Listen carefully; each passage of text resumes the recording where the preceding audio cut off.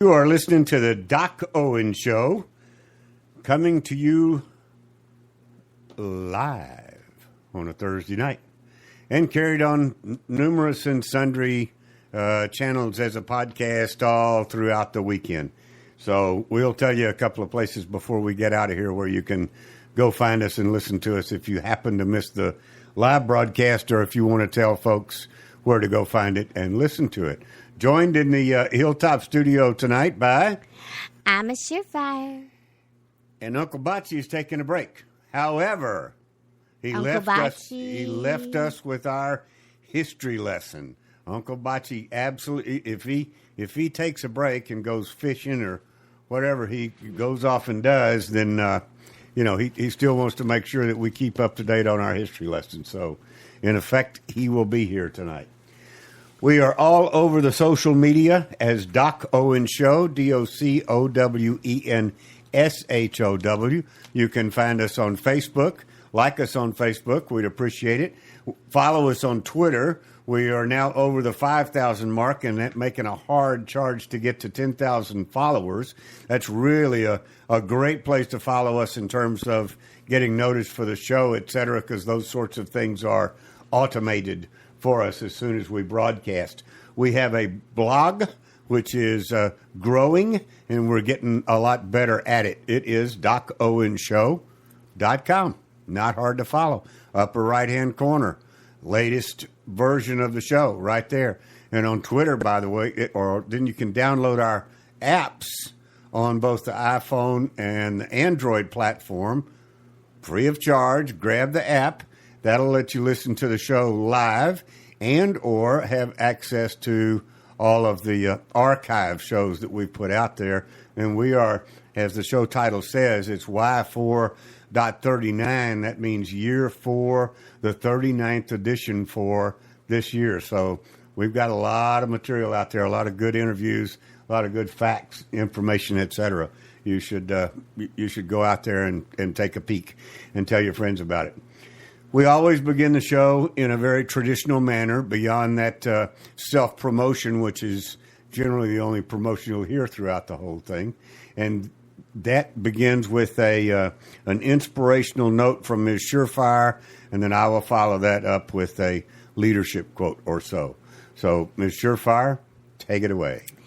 And tonight's quote comes from BrainyQuote.com. That's B as in boy, RAINY, quote.com. Interesting. Yes. And it's from a lady by the name of, I'm going to probably say her last name wrong, Sarah Van Brethnock. No one will ever know whether you did or not. That's true. Okay. It kind of looks like you would say it that way. Okay. She's still alive. She's an American author.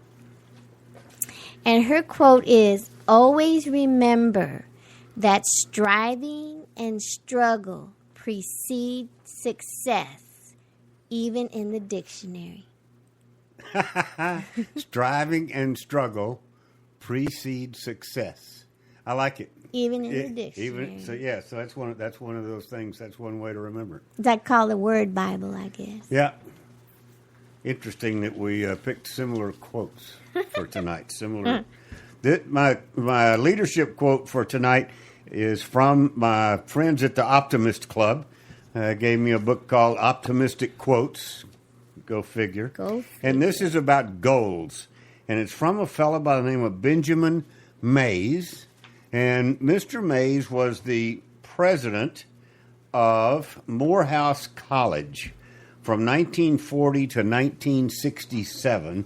And that's an all-black school in Atlanta, Georgia. Very well known.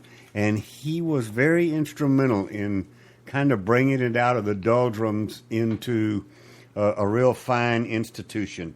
Mr. Mays lived from 1894 until the latter part of March in 1984. So he was about 89 years old. Yep. He said, okay, what's yours again? Let's do a good segue. Strife and struggle precede success, even in the dictionary. Mm-hmm. And Mr. Mays said, The tragedy in life doesn't lie in not reaching your goal. The tragedy lies in not having goals to reach. That's a good one. Right? Mm-hmm. So That's there you true. have that. We have a really, really, really good show tonight. They're all good, but this one includes a conversation that I had with a lady by the name of Jennifer Kabbany. I think I got it right. I think so. She is the editor-in-chief of a electronic newsletter, I guess is the best way of putting it, called The College Fix. You're going to learn a lot about it, and I can assure you, after this interview, you're going to want to know more about it. It is really, they're doing some really good work. But before we get into that, as tradition has it, we're going to follow Uncle Bocce into the Wayback Machine and find out what was going on in this country before it became the United States of America, which, at least around the Hilltop Studios, we all agree is extremely important. Yeah. We need to know what these men and women were thinking and doing and how much they endured before they finally hollered enough. Mm-hmm. Right? Mm-hmm. That's so, true. particularly in today's world when we think we're all stressed out and, the electricity goes off for 20 minutes and everybody freaks, give you some food for thought. Mm-hmm. So, let's turn it over to, electronically, we're going to turn it over to Uncle Bocce. Take it away. One of the most delightful parts of the show. Okay. One of the most thought-provoking parts of the show. Okay. One of the most historical parts of the show. How about all three? I like it. There you go. All right. Uncle Bocce, Yes, sir. where are we in history, man? It seems to me the last time if I didn't know better, I'd have thought you were at the Stamp Act meeting. But go ahead. If I well, never mind. Yeah. Yeah, I'd probably be on the side of Adams and Samuel Adams and John Patrick. We'd have both had a brief Patrick life. Henry and all of those. I would be on the Samuel Adams, too, because that's the side with the beer. Well, there you go. I like it. Actually, that beer's not named after him, although he did own a brewery. Anyway, that's besides the point. There you go again. Confusing humor and facts. Okay. The Sons and Daughters of Liberty. We've talked about them before. We're Yep. going to go in a little bit more depth now. So this will be a brief. Okay. Who were they?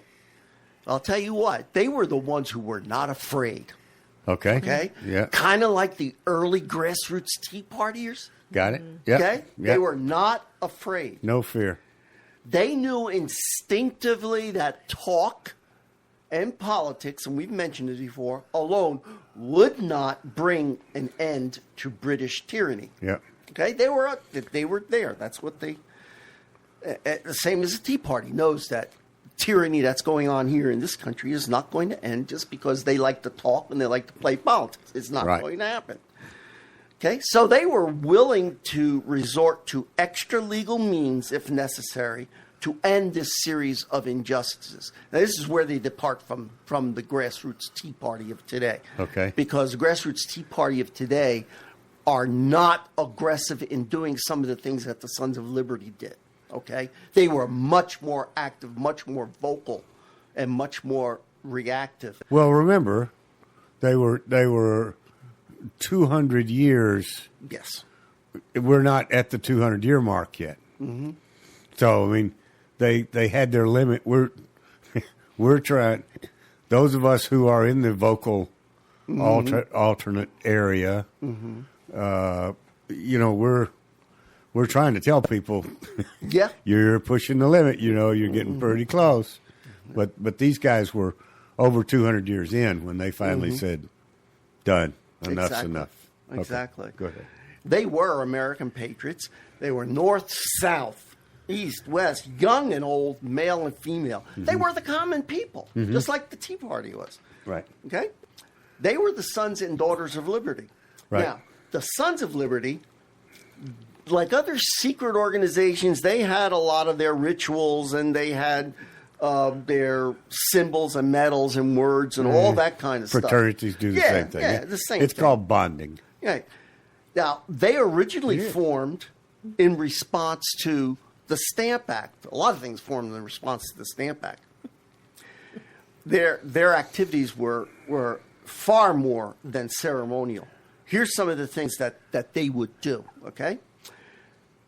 It was the Sons of Liberty who ransacked houses of British officials. Oh, I like these guys. Yeah, they were activists. They were Okay. out there doing Let's go have things. some fun. Okay, for good reason.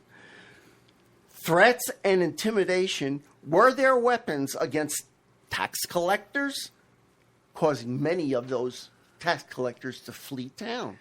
They were making it uncomfortable for these people. Images of unpopular figures might be hanged and burned in effigy on the town's Liberty Tree. Wow. Okay? Offenders might be covered in warm tar and blanketed with a coat of feathers. This stuff actually went on. These people were They were serious. serious, absolutely. Now, Congresses that Where were the authorities when this? Well, the authorities were British. exactly. Hadn't thought about And the that. British were We didn't have any local police or. Okay. Go ahead. Congresses that would be convened, this private band of societies, they provided the intercolonial network that would help forge unity. Okay? It should come as no surprise that the members of the Sons of Liberty and the delegates to the various Congresses were at times one and the same. Of course. So these people were active not only out on the streets, but they were active internally as well to try Right. to make things change. Right. Okay? The Daughters of Liberty performed equally important functions. Okay? It was the frustration of trying to make things change on the inside that had to let off steam by tar and feathering people. Exactly. I get that. Exactly. Once non-importation became the decided course of action, remember, they were not going to import British goods. Right. Well, here's where the Daughters of Liberty excelled. Because of no imports, there was a natural textile shortage. Okay? Yeah. So what did the ladies get to do? They went and they had a mass spinning bees. They were organized in various colonial cities to make homespun substitutes. So Yeah. put your money where your mouth is. Yeah. These ladies They were s- doing it. They supported the effort. They were, yes, They did their part to absolutely. support the effort. Absolutely. Right. Now, since women often purchased consumer goods for the home, Yeah. the Daughters of Liberty became instrumental in upholding the boycott, particularly where tea was concerned. Interesting. Yep. So you see, Yep. the women were there. Family affair. They were there. Family The most affair. zealous Daughters of Liberty refused to accept gentlemen callers. Okay? For themselves or their daughters who were not sympathetic to the patriot cause. That's touching on the subject there. You know, I'm kind of like, well, is that a good idea or is that a bad idea? But when it comes to the idea of bringing someone into your home or into your close-knit family, there's a big difference. It's now officially, you know, it's been in a podcast for a week. We talked about Japan last week. Yes. Okay. Yeah. There you go. I mean, you know. Now, of course, the winners are the ones that write the history books, but still, these ladies, they did every bit as much as the Good men, for them. if not more. It's important. Oh yeah, absolutely. It was a whole community coming together. Right, That right. civil society that John Locke talks about. Yeah. and all that. And what today the progressives are trying to destroy, the civil society. Oh, sure, they've been If at they that for... destroy the civil society, there goes government. Everything breaks down. Right. There is nothing. Right. Because it's only a civil society that can be made into a government. They Right. already started with the family unit. Right. Yeah. Oh, yeah. Well, their objective is anarchy for sure. No question about it. No question about it. Now, next week, we're going to talk about the First Continental Congress. And Oh, what okay. its role was. Okay. Where was that? Where was that? Philadelphia? Do Do you know? Yeah. I'm trying to think. Have The you done first, yeah, I think the first Continental Congress was in Philadelphia. Probably not in Independence Hall, but I believe it No. was. But I'll correct that. If I'm wrong, I'll correct that next week. I know you will. Or yeah. Okay. We got it. All right, guys. Well, that's it. I'm Uncle Bocci, UNCLEBACI at DocOwenShow.com. He remembered without having to be asked. Absolutely. Thank you, Uncle Mike. Tonight is a banner night. Yeah. We've got a lot coming down the pike for you guys. So keep listening. Keep writing. Thank Keep you. it up. You're going to get excited what's coming on. Thank you. Thank you. you. 200 and how many years ago? And when Uncle Bocci brings it to us, it's you feel like it happened yesterday, which is really cool. So I mean, he gets really, really fired up for it.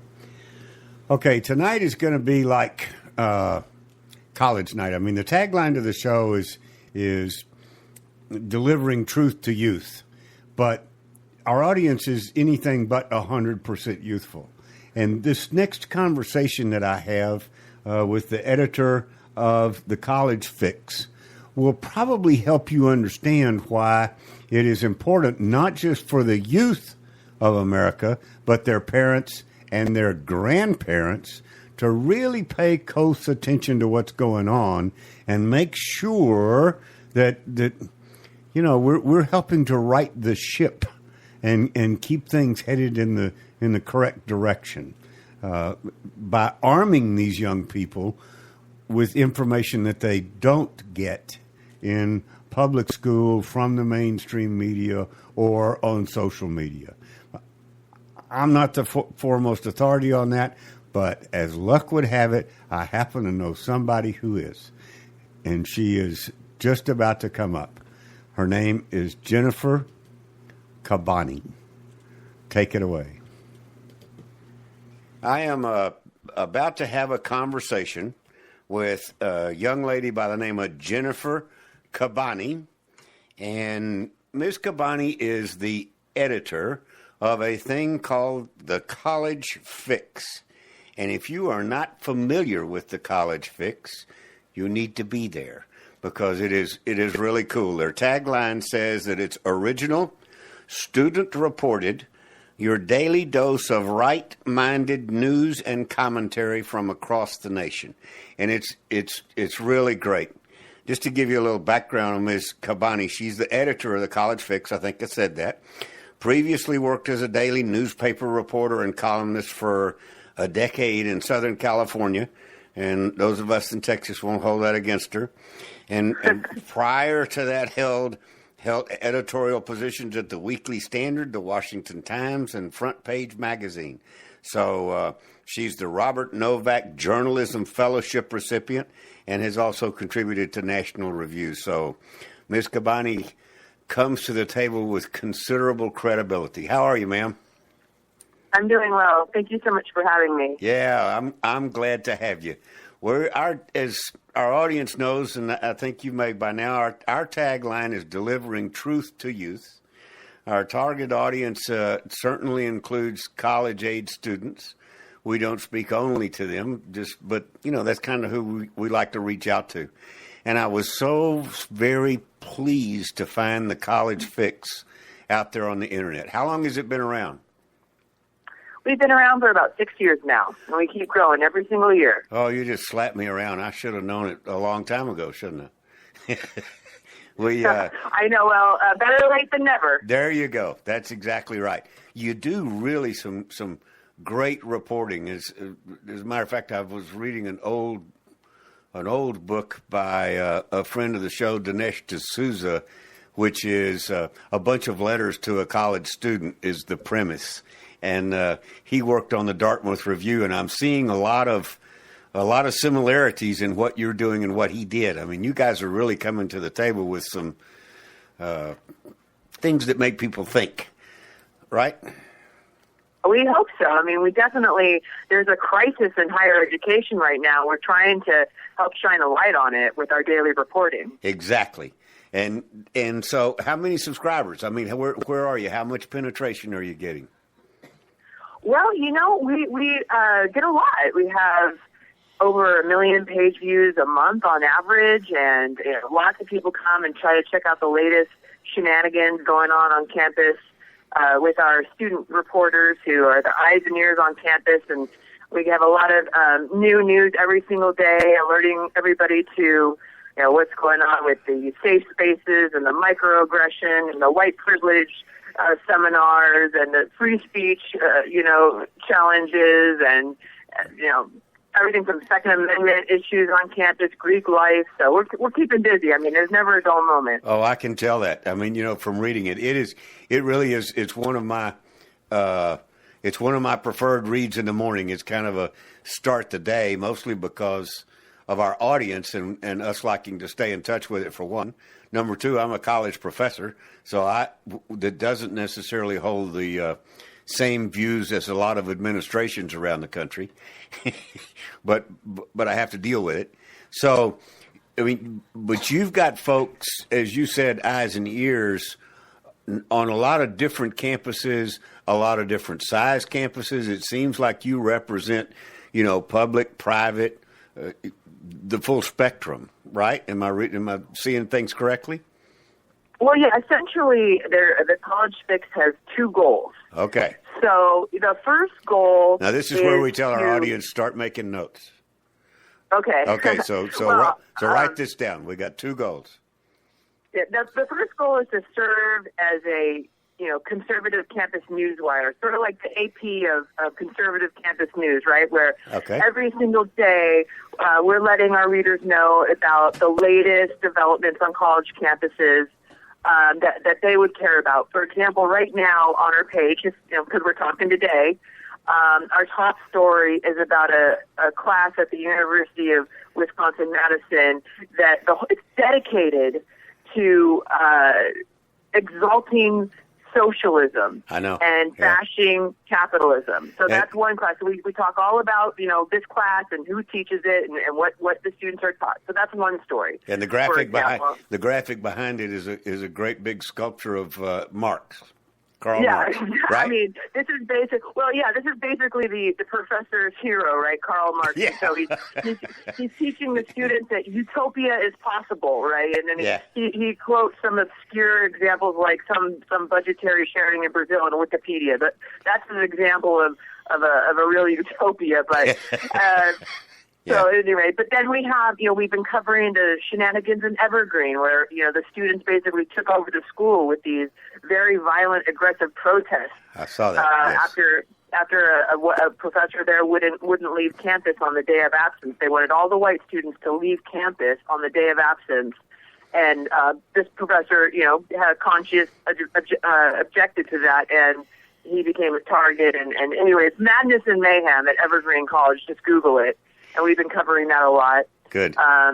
We have an article about how the microaggression training for faculty. A lot of professors now, they're reaping what they've sown, because now they're being forced to undergo mandatory training for microaggressions, and the students are going more often than not starting to attack them and accuse them of violating their safe space and demanding trigger warnings and demanding concessions like more time to complete their exams and this and that and the other. So some professors are waking up going, hey, we've created a monster here.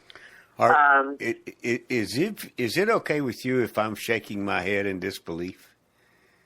Oh, yeah. No, it's amazing to me. We have a really hard and fast rule at the College Fix that we never do satire ever, ever, ever. Okay. Because people already think we are, because it's so shocking and amazing, stuff that we report on, that they say, oh, this can't be true. But it's 100% true. It's straight news. It's cited. It's documented. This isn't, I mean, we do have some opinion stuff, but the student-reported fixed features, which is the highlight of our website, are just straight news like you might get on the front page of your local newspaper, that sort of thing. So that's one of the main goals of the College Fix, is just to report on what is going on college campuses today, and how, you know, the left has taken it over and is using it to advance their agenda.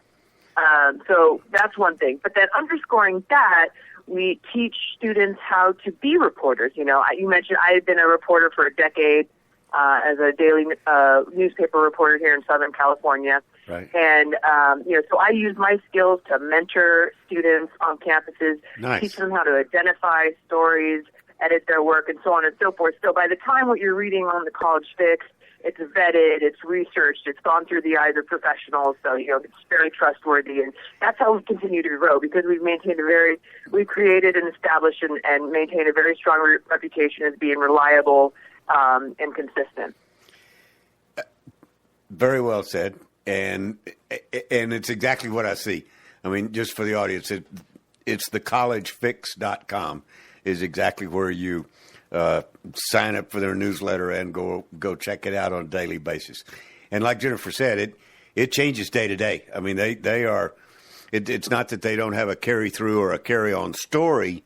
If there's something more informative to impart about it, but I mean, we did, just for your information, a very brief stint. We were doing so much about college campuses. There was so much going on, as you well know. And we only do a 1-hour radio show once a week. I didn't feel like we were giving it its due justice. So we tried a thing called the Campus Connection, kind of a spin-off, and put in another 1-hour show that was nothing.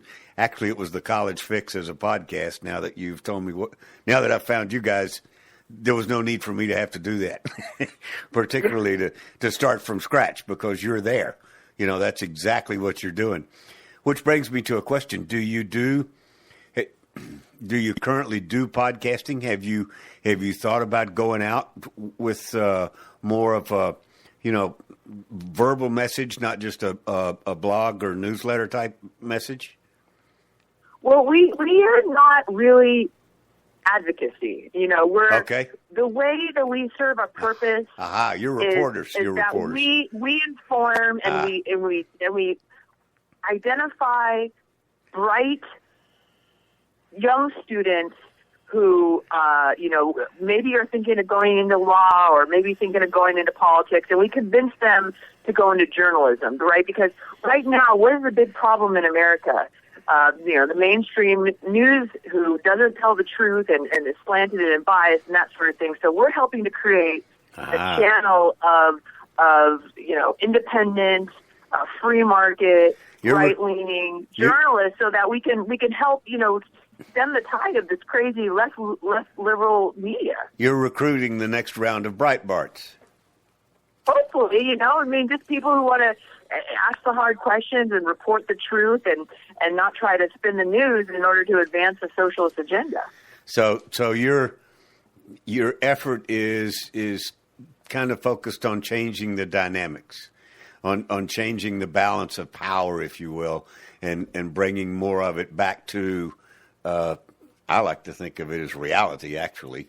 You know, you talk about it as right-leaning, and that, unfortunately, is the way we've been labeled. I always kind of bow up when somebody calls me a conservative, because really all I am is a nice constitutional Christian. and I'm not real sure when that became the conservative side of the table, but I think it was around about 1960, as best I can trace it. Yes. You know, so, well, that's. I hear what you're saying. So as you appropriately pointed out, podcasting and or live broadcasting or doing the things that the Doc Owen Show is more advocacy oriented versus reporting and fact-finding and following up and following a story as the truth leads to the story. Right. See, we have folks like yourself and others like Steven Crowder. They might read a story on the College Fix and then tell their folks about it, right? So, like, we report, and then everybody can sort of, like, weigh in on that and you know, kind of help spread the word. And sometimes it affects change. I mean, we've done stories where we'll tell something, a wrong occurring to a student, some, you know, politically correct policy or something happened to them, and we report on it, and there's so much outrage it gets picked up by, you know, national news outlets all over the place, Drudge Report, Daily Caller, New York Post, this and that, and then the campus will reverse its policy or change its decision or what have you. So, you know, it does have a powerful effect. You know, we throw the pebble into the pond, and then the ripples spread far and wide. Yeah, well, that's the way it's supposed to be. I mean, that's the charter. That's exactly the way. At least that's what I grew up with. That was a primary function of the reporter. Was, you know, here's the news, and if there was a pushback against it, then so be it. I mean, that's the way it should be. But the reporter came forward with the facts, and one of my favorite phrases on the show is, "Who told you that?" When I'm talking to young people, it's like, wait a minute. Where'd you get that information? Because so much of it is erroneous, and they need a college fix is what they need to go get the real side of the story, or at least an alternate side of the story. And most of it, as you said, is fact checked and et cetera. So. Yeah, well, so we have the news angle where we're a conservative campus newswire. I'm sorry to use that term. I know what you're saying about, you know, well, we're just your average, correct me, you know, Constitution, Christian love in Americans. I get it, but, you know, for all intents and purposes, we supply this news. It goes out. It's straight news, and then the opinion makers can weigh in and amplify it.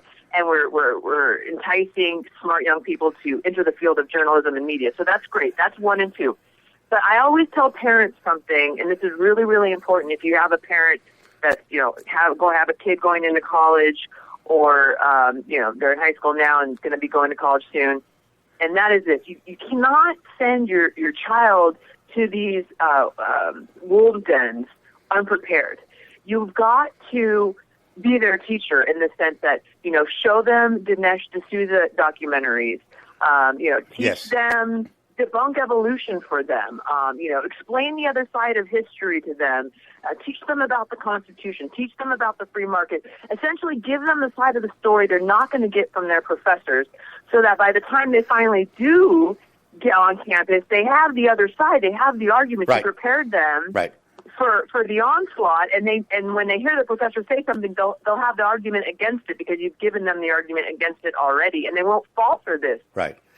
This gobbledygook. If we don't do that, then we're sending them into the fight unarmed, and so they, you know, I got it. We spend 8 to 10 minutes on every show talking about history, and we spend most of it talking about the America before it became the United States, and try to help them understand what the people of the time were putting up with for 200 and some odd years before they finally had enough and called themselves the United States of America. So we completely get where you're coming from, and I think it's very, very admirable. I am so glad to have found you. I wish it hadn't have taken me so long, but like you said, better late than never. What else can we put out there for our audience? What other kind of message do we need to deliver? What can our audience do to help you? Just get involved. Like you said, if we happen to be talking to a young journalist or somebody that might be thinking about that, they should reach out to the College Fix, right? Yeah, sure. Well, I mean, number one, like us on Facebook and follow us on Twitter, and then share our stories on social media, right? Because we're trying to sound the alarm. And if more people hear about the campus craziness, then more people will become aware of what's going on and wake up to the situation. I think, I would say when I first started at the College Fix about 5 years ago, the campus insanity was not well known as much as it is today. I think nowadays, after the chaos with Yale and Mizzou, where the students kind of overtook the campus, and more people are starting to realize, whoa, those colleges are really great. I think as we've reached critical mass where people understand that. So now let's keep the pressure going. Right. Write to the trustees. That's where the buck stops, at the trustees. Right. And even the campus president to a certain extent, but most campus presidents are absolute cowards. They give in to all the students' demands all the time. It's so, it's just mind-boggling. I mean, do these people not have a backbone? I mean, when your 2-year-old's having a tantrum, do you give them a lollipop? No, you got to teach them discipline and tell them about real life. But these college presidents are an embarrassment, and they just cave constantly. And the inmates are running the asylum, so you got to email the trustees and say, hey, look, you got to fix this mess. Also, think about other avenues. You don't, not everybody has to go straight into a 4-year college right away. Bingo. I mean, we have this cookie cutter notion that they're drilled in from middle school on up. You must go to a 4-year college to be successful. You must go to a 4-year college to be successful. There's not necessarily, I mean, there's online options. There, you can start in the military and grow up a little bit before you decide you want to, what you want to major in. You can take some time at a city college, which you're paying, pennies on a dollar compared to the research universities and the Ivies and all that sort of thing, and you can get a very similar education. I mean, most of these classes, you know how many Harvard and Stanford and Yale classes are actually online nowadays for free on YouTube? I mean, if you really want a world-class education, it's actually on your fingertips for free. Right. So why are we funding this madness? So wake up, people. Don't send your kids into the lion den, and if you do, send them prepared, and if not, there's other options. So, sound the alarm, like us on Facebook, follow us on Twitter, email the trustees, encourage your local lawmakers to hold colleges accountable, and when it comes to a personal decision for your family, what's best for Johnny or Susie or whatever, really think about, what you're going to do to impact their decision-making process and help them, equip them, arm them, like you said, with the truth, and then teach them about other avenues that won't put them $200,000 in debt. Right. And then when they graduate, the only job they can get is at Starbucks. Right. And just a word of advice for the audience. If you just joined us, we are talking to Jennifer Kabbany. And if you have a conversation with her, expect the first 8 to 10 minutes to be rather calm and straightforward and an explanation of what's going on. And then her voice will start to raise a little bit. It'll get a little faster. I love your passion. It's you warmed me up for sure. It's totally the way it should be. So I want to do this again. Don't know when, but it's a delightful conversation to have. I think you're doing wonderful work. We will promote the College Fix at every opportunity. And I also hear what you're saying is we need to share.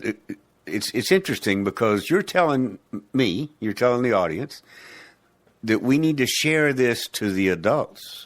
We need to share this to not just the student as we are doing, but share this to the parents of, like you said, high school and college-age kids, and maybe even junior high, because that's when a lot of them start thinking about it. And, maybe the children aren't talking about it, but the parents are. And that's real sound advice that I picked up on that you were talking about. So I appreciate it. Yeah, I mean, here's the thing. Yes, there ma'am. is a war for young people's heart and soul and mind. There is a war. Much worse than it has been in the past. I mean, I totally. Yes, ma'am. Yes, but the one of the biggest battlegrounds are high schools and college campuses. That is where the warfare is taking place. They are trying to convince, not educate, but convince young people to see the world in this lens, that America is oppressive, that America is racist, that America is not the land of opportunity. Do you know that the University of California system considers the phrase America is a land of opportunity that is a microaggression, a racist microaggression that should not be uttered? I mean, that's what they're teaching their faculty, and they have this worksheet posted on their website. They're not even trying to hide it. I mean, this is what they're promulgating, that America is oppressive, and so they teach these kids that the country is evil, and then we wonder why so many young people are voting Democrat and catapulted Obama to the office, for 2 terms. Oh, because that's what they're taught. Yeah. Oh, that's why I say, who told you that? I know. I mean, yeah. I hear exactly where you're coming from, and it's what you're trying to tell the world, and we'll do all we can to help. Is it's far greater and more omnipresent than we could imagine. Yeah, it really. This is a battleground. There's some spiritual warfare going on. There's some real battles in terms of literally the professors trying to convince and control and manipulate. But for our country, and at the heart of that battle is convincing young people to embrace socialism, to embrace the Democratic Party. That's the only way to succeed. And millennials are sort of feeling a bit helpless and despondent in a way, and feeling that we need. I mean, that's why Bernie gave Hillary such a run for their money, because they're like, look, the only way they're taught, and they believe that the only way that they can get ahead in life is by Uncle Sam. That's right. Because that's what their professors insist on time and time again. And they're not taught the other side. They're not taught what Dinesh D'Souza, explained in his documentary, America, Imagine the World Without Her, where this country was founded on hard work and hope and just really believing in individualism and rugged individualism and free market ideas and that sort of thing. So they don't need a lot of textbooks lie that that's a huge. The textbooks are so misleading. Yes, ma'am. So for example, my high school age son, I had him go to a Young America's Foundation conference. And Young America's Foundation are one of those big, great organizations that help educate. Like I was talking about, parents have to supplement their kids' income, their kids' education with real knowledge. So I sent him to one of those, and one of the speakers there was a professor from Hillsdale College who debunked this idea that the robber barons of the early 1800s, the Rockefellers and that sort of the Carnegies were these mean, evil, greedy people. Actually, they were quite generous, and they helped lower the prices of so many of these things that helped advance America. So that's just one example of so many. I mean, all these textbooks that the kids are assigned are so slanted, so biased, from history to science and so on and so forth. So we really have to be proactive. And when it comes to these college campuses, the College Fix is sounding the alarm and so many others. But we're really grateful for the kind words that you've offered and super excited for your support as well. I mean, hopefully I can come give you updates more often, especially when the school year starts in August and September and it gets really going again. Boy, it's never a dull moment. I promise you. I will totally take that recommendation, because I think I'm going to need the summer off. You just wore me out with all with all the challenges that are out there. Jennifer, I really appreciate it, and I know the audience is going to totally love this conversation. So I'll check. Let's take a little summer break, and we will absolutely plan on getting back together in about 60 days or so, right before school starts. How's that? That sounds wonderful. Thank you so much. Thanks for your time. Keep it up. Keep it up. Keep it up. Good job. You too. You too. All right. Thank you, ma'am. Bye. All right. Thank you. Bye-bye. Whew. I got to take a breath after that one.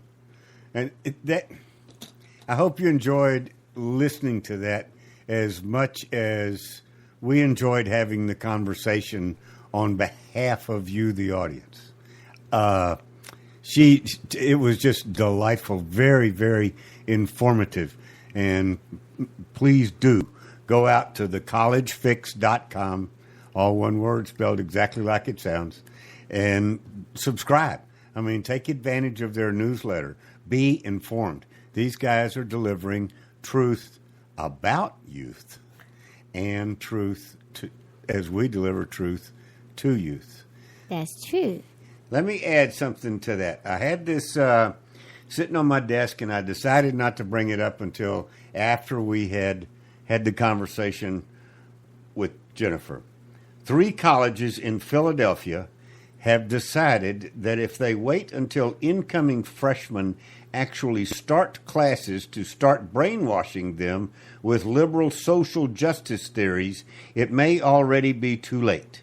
To that end, Bryn Mawr, Swarthmore, and Haverford College are planning a tri-college identity, equity, and social justice summer institute to make sure at least 60 newbies get a crash course in the wacko ideas that constitute the left's progressive ideology.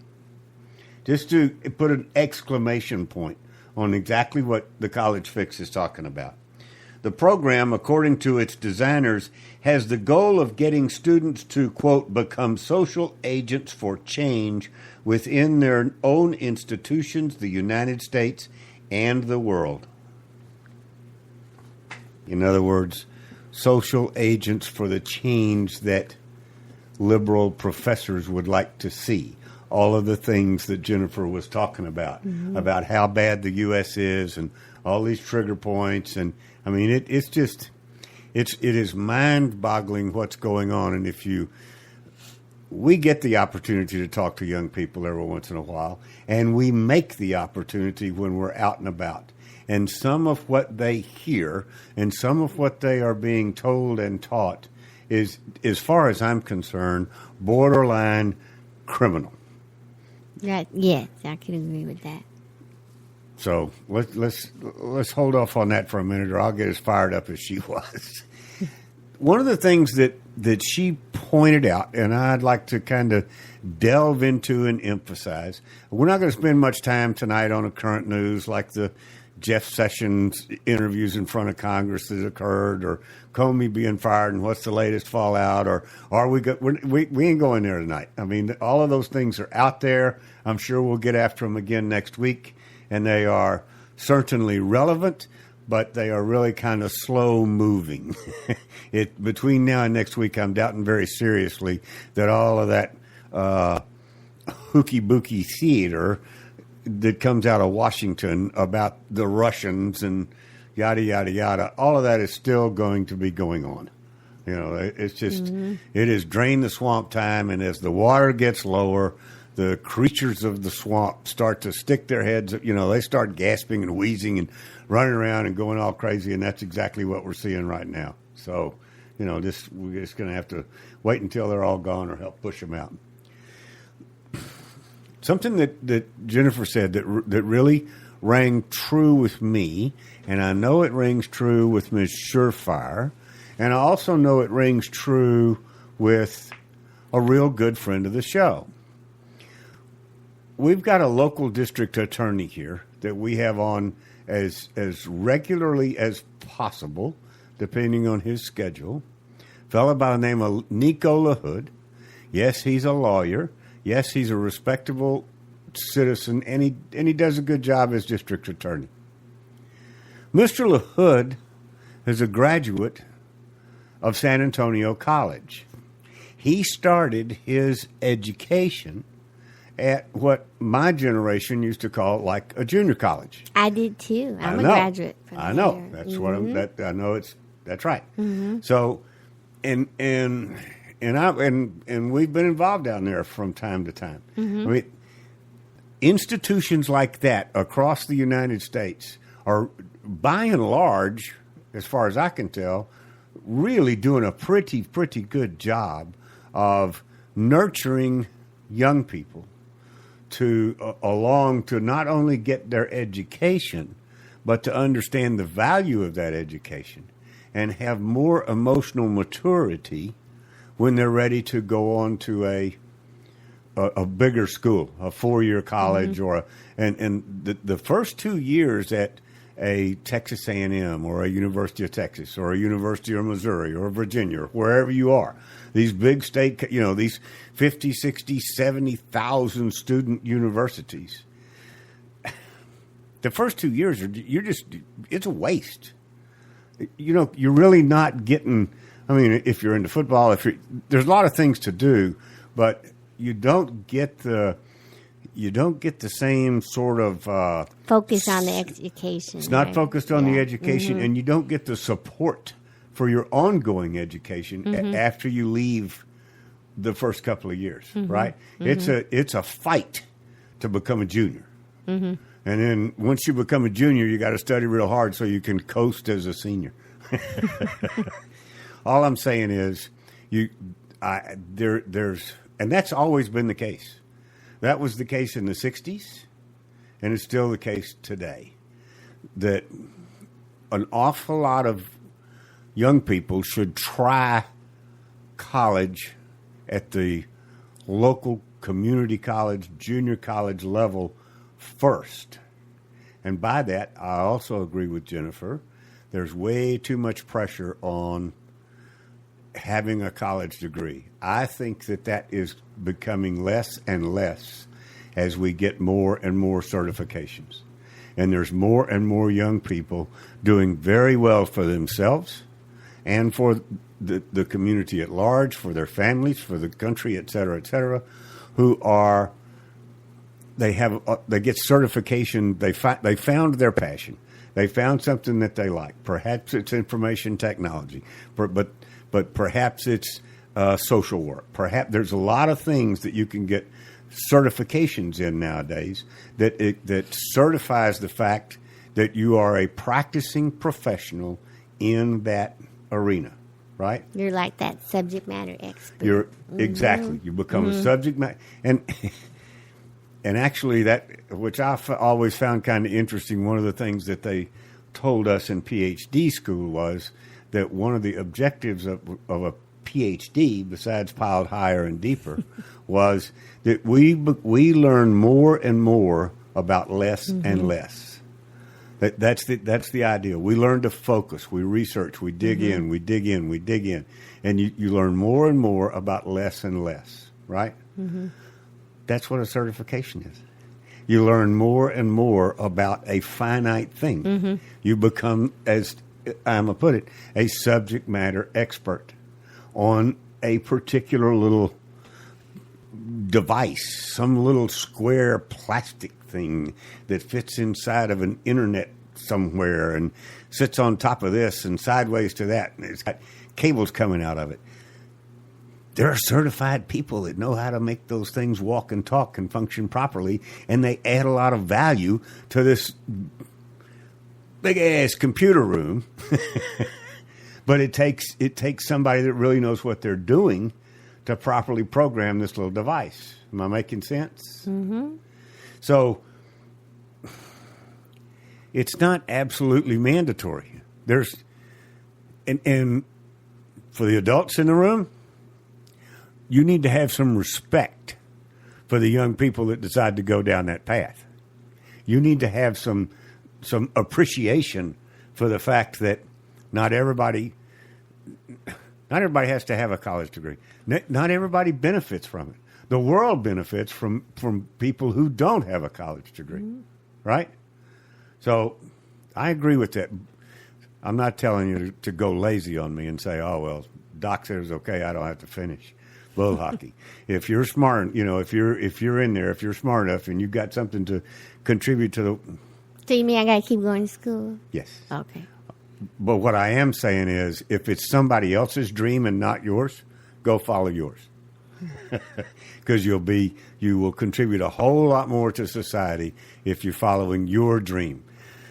Highly recommend junior colleges and community colleges, just because I think it's a great place to start and figure out if you really want to become a college graduate or if you want to go down a different path with your life. And there's no harm, no foul. It gives you a very good foundation. I will attest to that. Absolutely. Absolutely. That's exactly what I was trying to say. We've had a good time tonight, I hope. Front row. Time to go. You have been listening to the Doc Owen Show. Thank you so much for having us. We really appreciate it. Now go out there this week and take care, pay attention, and God bless. Bye-bye, folks. God bless.